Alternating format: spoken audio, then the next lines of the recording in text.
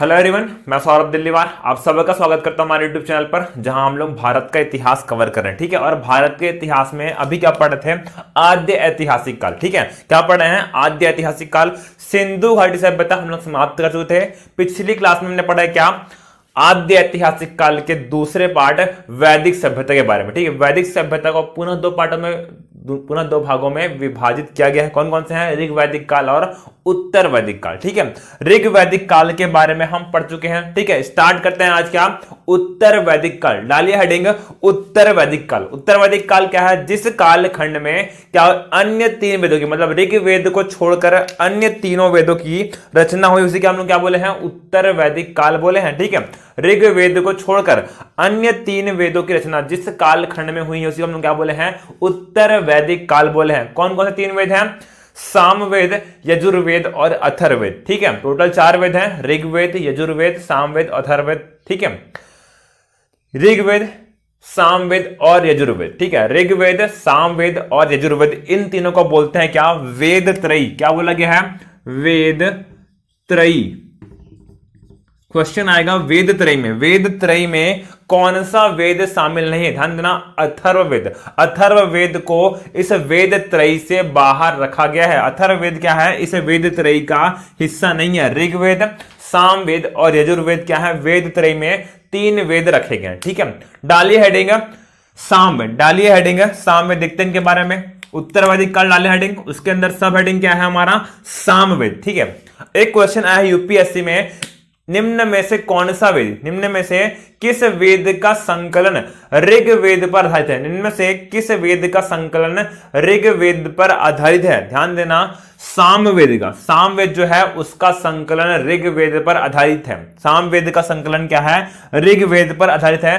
केवल गायन प्रयोजन से ऋग्वेद के मंत्रों को सुर संगीत में ढाला गया है। ठीक है, कुछ बेसिक जो है ऋग्वेद के ही मंत्र जिन्हें गायन प्रयोजन से सुर संगीत में ढाला गया है। इसके साथ ही साथ सामवेद के कुछ अलग मूल मंत्र भी हैं। ऐसा नहीं कि पूरा कॉपी कर दिया ऋग्वेद से, ऐसा नहीं है। ठीक है, कुछ उसके मूल मंत्र अलग से हैं, लेकिन बेसिकली क्या हुआ है?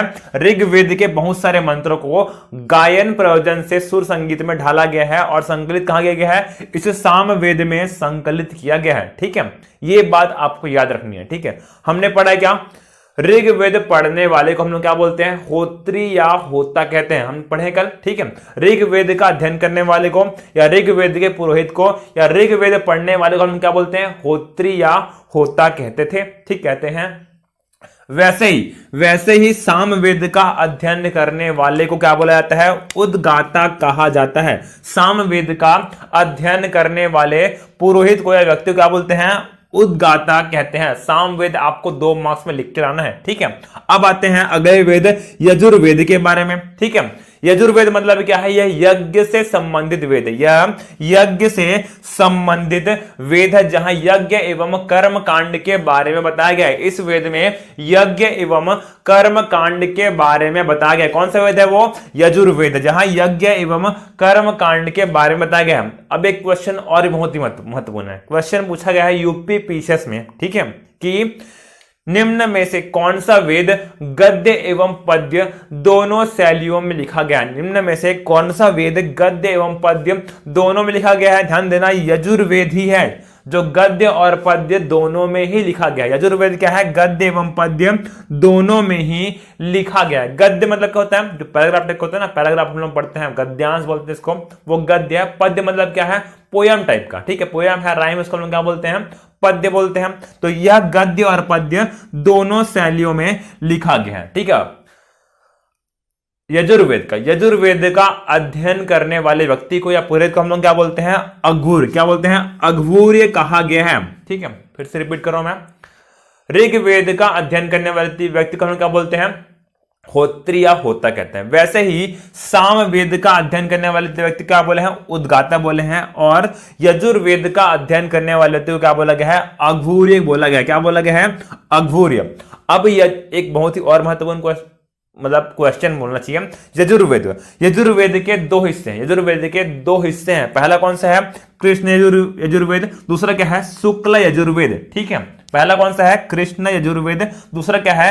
शुक्ल यजुर्वेद। जो कृष्ण यजुर्वेद है वह गद्य एवं पद्य दोनों शैलियों में लिखा गया है, ठीक है। जो कृष्ण यजुर्वेद है वह गद्य एवं पद्य दोनों शैलियों में है, जबकि शुक्ल यजुर्वेद क्या है? केवल और केवल पद्य, केवल और केवल पद्य में लिखा गया है। ये आपको याद रखना है, ठीक है। अब आते हैं अपने अंतिम वेद अथर्ववेद की तरफ, ठीक है। आते हैं अपन अंतिम वेद अथर्ववेद पर। डालिए हेडिंग अथर्ववेद, डालिए हेडिंग अथर्ववेद। अथर्वा ऋषि के नाम पर, अथर्वा ऋषि के नाम पर इसका नाम क्या पड़ा है? अथर्ववेद पड़ा है, ठीक है। अथर्वा ऋषि के नाम पर इस वेद का नाम क्या पड़ा है? अथर्ववेद। अब इसका कंटेंट क्या है? चंदना, चिकित्सा विधि, जादू टोना और तंत्र मंत्र के बारे में अथर्ववेद में लिखा गया है। क्या लिखा गया है? चिकित्सा विधि, जादू टोना और तंत्र मंत्र के बारे में इस अथर्ववेद में लिखा गया है। अब पढ़ने मतलब जाना, ठीक है, जादू टोना है करके। चिकित्सा विधि, जादू टोना और तंत्र मंत्र के बारे में इसमें लिखा गया, ठीक है। अथर्ववेद को ब्रह्मवेद, अथर्ववेद को ब्रह्मवेद भी कहा गया है। क्या बोला गया है? ब्रह्मवेद कहा गया। अथर्ववेद को ब्रह्मवेद भी कहा गया है। और अथर्ववेद का अध्ययन करने वाले हम क्या बोलते हैं? ब्रह्म कहते हैं। अथर्ववेद का अध्ययन करने वाले व्यक्ति को हम क्या बोलते हैं? ब्रह्म कहते हैं। क्लियर है? वैसे ही अथर्ववेद के भी दो हिस्से हैं। अथर्ववेद के भी दो हिस्से को क्या बोला गया है? शौनक, जबकि दूसरे को क्या बोला गया है? पिप्पलाद। क्या बोला गया है? शौनक और पिप्पलाद। ये क्या है? अथर्ववेद के दो हिस्से हैं। क्लियर है? अब देखते हैं कुछ और वेदों के बारे में।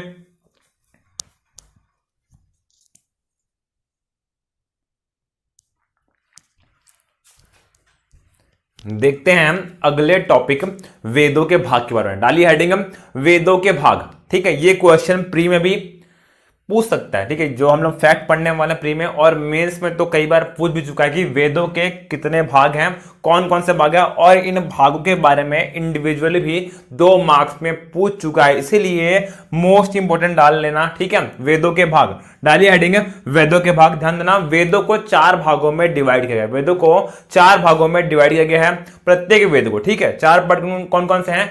संहिता, ब्राह्मण ग्रंथ, अरण्यक और उपनिषद। ये 4 भागों में वेद को बांटा गया है। कौन कौन से हैं? संहिता, ब्राह्मण ग्रंथ, अरण्यक और उपनिषद, ठीक है। और इन चारों के बारे में अब आपको पढ़ना है। कौन कौन से हैं? पहला क्या है? संहिता। पहला कौन सा है? संहिता। इस संहिता वाले पार्ट में क्या किया गया है? मंत्र एवं सूत्रों का संकलन किया गया है, ठीक है। मैं फिर से रिपीट कर रहा हूं, प्रत्येक वेद को 4 भागों में बांटा गया है। पहला भाग क्या है? संहिता। पहला भाग क्या है? संहिता, जहां पर मंत्र एवं सूत्रों का संकलन किया गया है। मंत्र एवं सूत्रों का संकलन क्या कहलाया है? संहिता कहलाया है, ठीक है। आपको याद रखना है, मंत्र एवं सूत्रों का संकलन क्या कहलाया है? संहिता कहलाया है। अब देखते हैं वेदों के दूसरे भाग ब्राह्मण ग्रंथ के बारे में। डालिए हेडिंग ब्राह्मण ग्रंथ। यज्ञ एवं कर्म कांडों का, ठीक है। ब्राह्मण ग्रंथ में क्या है? यज्ञ एवं कर्म कांडों का वर्णन है। अब आपको कंफ्यूज नहीं होना है, ठीक है। यजुर्वेद और यहां पर ब्राह्मण ग्रंथ में आपको कंफ्यूज नहीं होना है। वहां भी अपन पढ़े क्या? यज्ञ एवं कर्म कांड के बारे में। लेकिन ये जो ब्राह्मण ग्रंथ है ये क्या है? जो याज्ञिक है, जो यज्ञ कर रहे हैं, जो पुरोहित होते हैं ना, यज्ञ करते हैं, उनके पथ प्रदर्शन के लिए, जो यज्ञ करवाते हैं, संपन्न कराते हैं, उनके पथ प्रदर्शन के लिए इस ब्राह्मण ग्रंथ की रचना की गई है, ठीक है।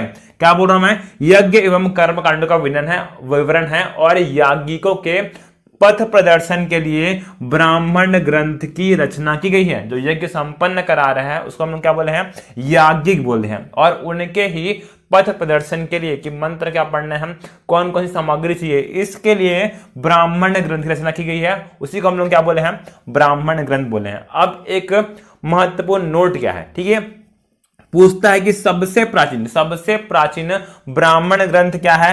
शतपथ ब्राह्मण। शतपथ ब्राह्मण क्या है? सबसे प्राचीनतम है। ये प्री के दृष्टिकोण से महत्वपूर्ण क्वेश्चन है कि इनमें से सबसे प्राचीन ब्राह्मण ग्रंथ कौन सा है? शतपथ ब्राह्मण क्या है? सबसे प्राचीनतम ब्राह्मण ग्रंथ। क्लियर है? अब आते हैं वेदों के तीसरे भाग अरण्यक के बारे में। तीसरा भाग कौन सा है? अरण्यकम, ठीक है। नाम से ही समझ में आ रहा है क्या? अरण्य मतलब जंगल। अरण्य मतलब क्या है? जंगल। कहा जाता है क्या कि इतने पवित्र हैं कि जंगल को छोड़कर अन्य स्थानों पर इसका पाठन निषिद्ध माना गया है। इतने पवित्र हैं जो थर्ड पार्ट है अरण्यक। क्या बोला गया है, इतने पवित्र हैं कि केवल और केवल जंगल में ही इनका पाठन संभव है, बाकी जगहों पर इनका पाठन क्या है, निषिद्ध है, निषेध है। ठीक है, और इनकी जो विषय वस्तु है, इनकी जो विषय वस्तु है अरण्यक की, उसको समझने के लिए जंगल अर्थात एकांत आवश्यक है। जब तक आप जंगल में यानी कि एकांत में नहीं बैठोगे, आपको इसकी विषय वस्तु समझ नहीं आएगी। ठीक है, अरण्यक की विषय वस्तु आपको समझ में नहीं आएगी, ऐसा बोला गया है। ठीक है, अब इस अरण्यक में लिखा गया है जीवन के उच्चतर मूल्यों एवं आध्यात्मिक बातों का वर्णन है इस अरण्यक में। ठीक है, क्या इसमें जीवन के उच्चतर मूल्य एवं आध्यात्मिक बातों का वर्णन अरण्यक में किया गया है। क्लियर है। अब इसमें भी एक महत्वपूर्ण नोट है। ठीक है, ऋग्वेद, सामवेद और यजुर्वेद इन तीनों का अरण्यक है, लेकिन अथर्ववेद का कोई भी अरण्यक नहीं है। ठीक है, अथर्ववेद का कोई भी अरण्यक नहीं है, आपको याद रखना है। ठीक है, अब आते हैं वेदों के अंतिम भाग पे। अंतिम भाग कौन सा है, उपनिषद। अंतिम भाग कौन सा है, उपनिषद। मैं क्या बोला, मैं क्या बोल रहा हूं अभी, वेदों का अंतिम भाग क्या है, उपनिषद। वेदों का अंतिम भाग, वेद का अंत, इसी का क्या बोला गया है, उपनिषद को बोला गया क्या, वेदांत। ठीक है, उपनिषद को क्या बोला गया है, वेदांत। वेदों का अंतिम भाग होने के कारण क्या बोला गया है, उपनिषद को वेदांत कहा गया है। अब सीजीपीएससी 2017 में इसमें क्वेश्चन पूछा है कि उपनिषद से क्या समझते हो, उपनिषद से क्या समझते हैं। ठीक है, ध्यान देना, उपनिषद का शाब्दिक अर्थ क्या है, गुरु के समीप बैठकर ज्ञान अर्जित करना। ठीक है, उपनिषद का शाब्दिक अर्थ क्या है, गुरु के समीप बैठकर ज्ञान अर्जित करना। अब क्या है, उपनिषद में ये उपनिषद जो है वो आध्यात्मिक ज्ञान के स्रोत हैं। जो उपनिषद है वो आध्यात्मिक ज्ञान के स्रोत है, और इन उपनिषदों में आत्मा, परमात्मा, कर्म, पुनर्जन्म और मोक्ष की बातें लिखी गई हैं। इन उपनिषदों में आत्मा, परमात्मा, कर्म, पुनर्जन्म और मोक्ष की बातें लिखी गई है। क्लियर है। कुल 108 उपनिषद है। कितने उपनिषद हैं, कुल 108 उपनिषद हैं, जिसमें से ईश, कंठ, छांदोग्य, श्वेताश्वर, ऐतरेय, तैतरेय और कौशिकी प्रमुख है। ठीक है, कुल 108 है, सबका नाम इसमें पॉसिबल नहीं है। ठीक है, प्रमुख कौन कौन से हैं, ईश, कंठ, छांदोग्य, श्वेताश्वर, ऐतरेय, तैतरेय और कौशिकी क्या है, ये प्रमुख उपनिषद हैं। ठीक है, अब जो क्वेश्चन प्री में आ चुका है वहां पर, यहां पर उन क्वेश्चन को नोट के माध्यम से लिखने का प्रयास किया मैं। ठीक है, जो बृहद अरण्यक है, बृहद अरण्यक और छांदोग्य, ठीक है, ये उपनिषद है। बृहद अरण्यक और छांदोग्य क्या है, गद्य में लिखे गए प्राचीनतम उपनिषद है। ये आपको नोट करना है। ठीक है, बृहद अरण्यक और छांदोग्य क्या है, गद्य में लिखे गए सबसे प्राचीनतम उपनिषद है। ये क्वेश्चन पूछ चुका है। ठीक है, वैसे ही कंठ और श्वेताश्वर, कंठ और श्वेताश्वर क्या है, पद्य में लिखे गए प्राचीनतम उपनिषद है। बृहद अरण्यक और छांदोग्य क्या है, गद्य में लिखे गए प्राचीनतम उपनिषद है। वहीं कंठ एवं श्वेताश्वर क्या है, पद्य में लिखे गए प्राचीनतम उपनिषद है। ठीक है, अब एक क्वेश्चन आ गया है, गीता में वर्णित निष्काम कर्म योग का वर्णन कौन से उपनिषद में है। ठीक है, गीता में वर्णित निष्काम कर्म योग का वर्णन कौन से उपनिषद में है, ईशोपनिषद में। किसमें है, ईशोपनिषद में है। ध्यान देना, कुछ बुक में दिया क्या, छांदोग्य उपनिषद, क्या दिया हुआ है, छांदोग्य उपनिषद, लेकिन आपको लिखना क्या है, ईशोपनिषद में। कहां वर्णन है इसका, ईशोपनिषद में गीता में वर्णित निष्काम कर्मयोग का वर्णन किया गया है। ठीक है, वैसे एक क्वेश्चन और बहुत ही महत्वपूर्ण है, क्या, यम नचिकेता संवाद, यम नचिकेता संवाद का वर्णन कौन से उपनिषद में है, कंठ उपनिषद में। कंठोपनिषद को हम क्या बोले हैं, कंठ उपनिषद में यम नचिकेता संवाद का वर्णन है। संधि कर दी यहां पर। ठीक है, संधि विच्छेद पढ़े ना सब, विच्छेद करें तो कंठ प्लस उपनिषद क्या बन गया है, कंठोपनिषद बन गया है। ठीक है, वैसे ही सत्यमेव जयते का वर्णन कहां है, मुंडक उपनिषद में। कहां है, मुंडक उपनिषद में सत्यमेव जयते यह वाक्य का वर्णन है। ठीक है, ये सब प्री के दृष्टिकोण से महत्वपूर्ण क्वेश्चन है। जितने भी नोट लिखा हूं मैं 5, ये सभी क्वेश्चन कम से कम 2 बार पूछा ही है, प्री में 2 बार पूछ ही चुका है। सीजीपीएससी की बात नहीं कर रहा मैं, CGPSC, UP PCS, Bihar PSC और राजस्थान पीएससी, इन सबको अगर आप देखें, छत्तीसगढ़ पीएससी भी शामिल है, ये सब क्वेश्चन 2 से 3 बार पूछ चुका है सभी क्वेश्चन, ठीक है। इसी कारण आपको याद रखना है, ठीक है। 2-2.5 महीने बाद ही क्या है, प्री का एग्जाम है, तो प्री के दृष्टिकोण से भी अपन को पढ़ते हुए चलना है और वो चीजें भी आपको याद रखनी चाहिए, क्योंकि जब प्री निकलेगा तभी मेंस देंगे अपन, ठीक है। देखते हैं कुछ और फैक्ट, एक टेबल है, उस टेबल को याद करने का प्रयास करते हैं, ठीक है। अभी टेबल बनाने वाला हूं मैं, उस वो टेबल सबको बाय हार्ट होना चाहिए एकदम। देखते हो उस टेबल के बारे में।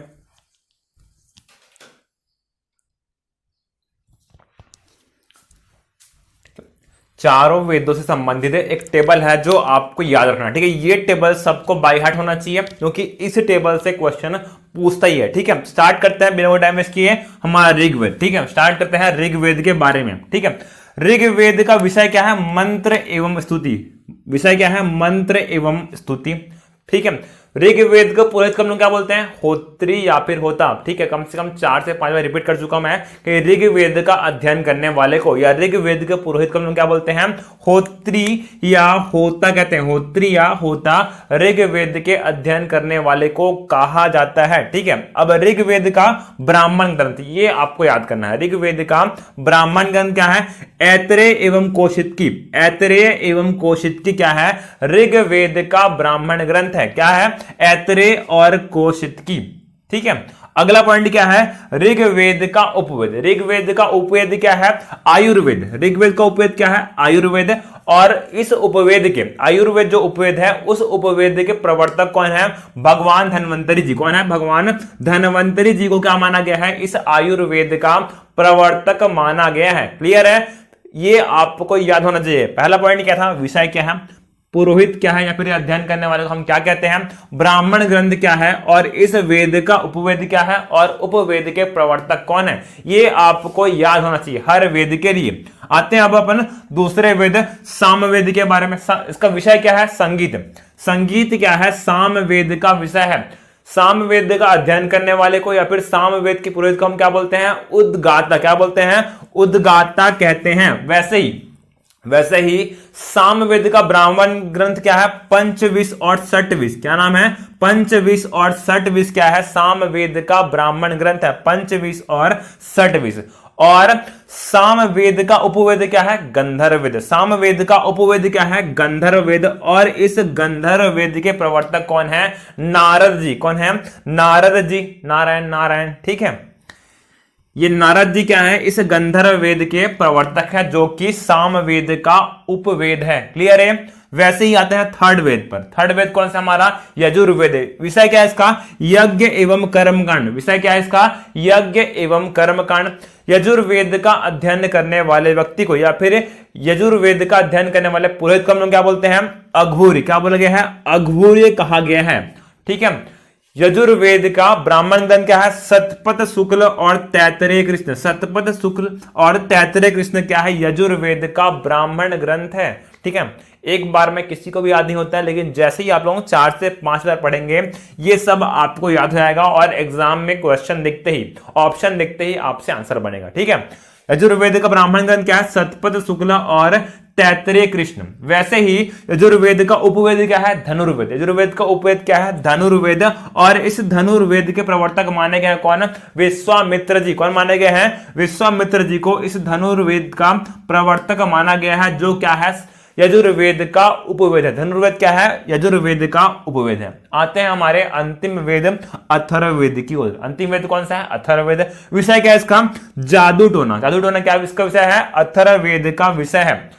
अथर्ववेद का अध्ययन करने वाले व्यक्ति को फिर अथर्ववेद के पुरोहित को हम लोग क्या बोलते हैं, ब्रह्म बोले। क्या बोले हैं, ब्रह्म बोले हैं। अथर्ववेद का ब्राह्मण ग्रंथ क्या है, गोपद। अथर्ववेद का ब्राह्मण ग्रंथ क्या है, गोपद। ध्यान देना, अथर्ववेद का कोई भी अरण्यक नहीं है, लेकिन ब्राह्मण ग्रंथ क्या है उसका, गोपद। गोपद क्या है, अथर्ववेद का ब्राह्मण ग्रंथ है। अथर्ववेद का उपवेद क्या है, शिल्पवेद। अथर्ववेद का उपवेद क्या है, शिल्पवेद। और भगवान विश्वकर्मा जी को क्या माना गया है, इस शिल्पवेद का प्रवर्तक माना गया है। विश्वकर्मा जी को इस शिल्पवेद का प्रवर्तक माना गया है। क्लियर है। ये टेबल आपको बाय हार्ट करना है, ठीक है, सबको याद होना चाहिए। क्लियर है। पिछली क्लास में हमने देखा है क्या कि वैदिक साहित्य को दो पार्ट में डिवाइड किया गया था। ठीक है, वैदिक साहित्य को कुल दो भागों में विभाजित किया गया था। कौन कौन से थे वो? श्रुति और स्मृति। ठीक है, वैदिक साहित्य को श्रुति और स्मृति में विभाजित किया गया था, जहां पर चारों वेद किसमें आ रहे हैं? श्रुति में। किसमें आ रहे हैं? श्रुति में। और हमने ऋग्वेद, सामवेद, यजुर्वेद और अथर्ववेद के बारे में स्टडी कर लिया है। अब कौन सा पार्ट बचा है? स्मृति। पुराण और जो महाकाव्य है वो इस स्मृति की श्रेणी में आते हैं। पुराण और महाकाव्य किसमें आते हैं? स्मृति में आते हैं। डालते हैं हेडिंग अगला, पुराण सॉरी महाकाव्य। हेडिंग क्या हमारा? महाकाव्य। तो दो महाकाव्य हैं हमारे पास। कितने महाकाव्य हैं? दो महाकाव्य है। कौन कौन से? रामायण और महाभारत। कौन कौन से हैं? रामायण और महाभारत। ठीक है, रामायण का नाम क्या है? साहस्ती संहिता। रामायण क्या बोला गया है? साहस्ती संहिता कहा गया है। ठीक है, रामायण क्या बोला गया है? साहस्ती संहिता। रामायण के रचयिता कौन है? महर्षि वाल्मीकि जी। कौन है? महर्षि वाल्मीकि जी द्वारा रामायण की रचना की, रामायण की रचना की गई है। रामायण और रामचरितमानस दोनों अलग है। ठीक है, रामचरितमानस किसने लिखा है? तुलसीदास जी ने। किसने लिखा है? तुलसीदास जी ने। जबकि रामायण की रचना महर्षि वाल्मीकि जी के द्वारा की गई थी। क्लियर है? देखते हैं दूसरे महाकाव्य महाभारत के बारे में। ठीक है, महाभारत को क्या नाम दिया गया है? सत साहस्ती संहिता। क्या बोला गया है? सत साहस्ती संहिता। और महाभारत की रचना किसके द्वारा? महर्षि वेद व्यास जी के द्वारा की गई है। ठीक है, महाभारत की रचना महर्षि वेद व्यास जी के द्वारा की गई थी। इसका नाम क्या है? सत साहस्ती संहिता। दोनों में केवल सत का ही डिफरेंस है। रामायण को बोला है क्या? साहस्ती संहिता, जबकि महाभारत को बोला गया क्या? सत साहस्ती संहिता। क्लियर है? अब महाभारत के बारे में एक चीज और पढ़ना आपको। ठीक है, आरंभ में इसका नाम क्या था? जय संहिता। आरंभ में इसका नाम क्या है? जय संहिता। और केवल 8,800 श्लोक थे। कितने श्लोक थे? 8,800 श्लोक थे। तब इसे क्या बोले हैं? जय संहिता बोले हैं। बाद में श्लोकों की संख्या बढ़ती गई और 24,000 श्लोक हो गए। कितने श्लोक हो गए? 24,000 श्लोक हो गए। तब इसे बोला गया क्या? भारत। क्या बोला गया? भारत। और बाद में ये श्लोक बढ़कर कितने हो गए हैं? 1 लाख। कितने हो गए हैं? 1 लाख श्लोक। तब इसे बोला है क्या? महाभारत। क्या बोला गया? महाभारत। क्लियर है? फिर से रिपीट कर रहा हूं मैं। आरंभ में कितने श्लोक थे? 8,800। तब इसे बोला गया था क्या? जय संहिता। फिर श्लोक कितने हो गए? 24,000। तब इसे बोला है क्या? भारत। बाद में श्लोकों की संख्या कितनी हो गई है? 1 लाख हो गई है। तब इसे बोला गया है क्या? महाभारत। क्लियर है? खत्म होता है हमारा टॉपिक क्या? महाकाव्य। महाकाव्य अब हमारा समाप्त हो गया है। आते हैं अब किस पर? पुराण पर। ठीक है, ध्यान देना, कुल 18 पुराण है। कुल 18 पुराण है। और पुराणों को क्या बोला गया है? पंचम वेद भी कहा गया है। ठीक है, पुराणों को क्या बोला गया है? पंचम वेद कहा गया है। केवल और केवल प्री के दृष्टिकोण से मुझे लगता है कि प्री में ही पूछ सकते हैं क्वेश्चन, उससे ज्यादा मेंस में मेरे हिसाब से नहीं पूछना चाहिए इसके बारे में। ठीक है, कुल कितने पुराण है? 18 पुराण है। और पुराणों को बोला गया है क्या? पंचम वेद। पुराणों को क्या बोला गया है? पंचम वेद। अब ये जो क्वेश्चन है वो प्री में पूछ सकता है या पूछ चुका है। ठीक है, जो महत्वपूर्ण पुराण कौन कौन से हैं? मत्स्य पुराण, विष्णु पुराण, वायु पुराण, अग्नि पुराण और मार्कंडेय पुराण। ये कुछ महत्वपूर्ण पुराण है। पूछता है क्या कि सातवाहन वंश का उल्लेख कौन से पुराण में मिलता है, या फिर मौर्य वंश का उल्लेख कौन से पुराण में मिलता है, या फिर पूछ सकता है मार्कंडेय पुराण में क्या बात है, किनके बारे में, किनकी उपासना की बात लिखी गई है। दोनों वे में क्वेश्चन पूछ सकता है। ठीक है, बढ़ते हैं उस बारे में। सबसे प्राचीनतम पुराण कौन सा है? मत्स्य पुराण। सबसे प्राचीनतम कौन सा है? मत्स्य पुराण। क्या है? सबसे प्राचीनतम पुराण है, जिसमें सातवाहन वंश का उल्लेख है। जिसमें सातवाहन वंश का उल्लेख है। क्लियर है? अगला पुराण कौन सा है? विष्णु पुराण। अगला पुराण कौन सा है? विष्णु पुराण, जिसमें मौर्य वंश के बारे में लिखा गया है। ठीक है, विष्णु पुराण में मौर्य वंश का उल्लेख है, याद रखना है आपको। ठीक है, वायु पुराण में किसका उल्लेख है? गुप्त वंश और शुंग वंश का उल्लेख है। ठीक है, वायु पुराण में गुप्त वंश एवं शुंग वंश का उल्लेख है। वही अग्नि पुराण में गणेश पूजन की बात कही गई है। ठीक है, किसमें? अग्नि पुराण में गणेश पूजन की बात कही गई है। वही मार्कंडेय पुराण, जो मार्कंडेय पुराण है वह माता दुर्गा देवी की उपासना की बातें उसमें कही गई है। ठीक है, किसमें? मार्कंडेय पुराण में दुर्गा देवी की उपासना की बात कही गई है। ये सभी पॉइंट आपको ये पांचों पॉइंट आपको याद होने चाहिए। इसके अलावा क्या है, भारत में 6 दर्शन है, कुल 6 आस्तिक दर्शन है। ठीक है, यहाँ पे आस्तिक का मतलब क्या है, वह जो वेदों पर विश्वास करता है उसे आज बोला गया क्या, आस्तिक। जो वेदों पर विश्वास नहीं करता, जो दर्शन वेदों पर विश्वास नहीं करता उसे बोला है क्या, नास्तिक। ठीक है, यहां पर भगवान पर विश्वास करते कि नहीं उस पर टिप्पणी नहीं की गई है। जो वेदों पर विश्वास करता है उसे बोला है क्या, आस्तिक दर्शन।